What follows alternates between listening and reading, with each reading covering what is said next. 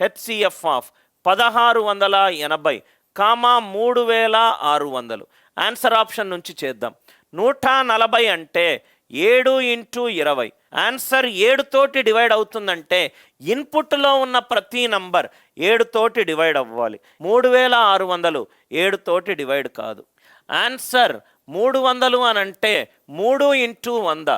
Answer 100 తోటి divide అవుతే గాసాబాలో ఇన్పుట్లో ఉన్న ప్రతి నంబర్ 100 తోటి డివైడ్ అవ్వాలి. ఇక్కడ 2 సున్నాలు, ఇక్కడ 2 సున్నాలు రాలేదు కాబట్టి ఇది తప్పు. 180 అంటే 9 ఇంటూ 20. ఆన్సర్లో 9 తోటి డివైడ్ అవుతుందంటే హెచ్సిఎఫ్ చేసేటప్పుడు ఇన్పుట్లో ఉన్న ప్రతి నంబర్ 9 తోటి డివైడ్ అవ్వాలి. 9 తోటి డివైడ్ అయ్యే ప్రతి నంబర్ యొక్క అంకెలు కూడితే 9 రావాలి.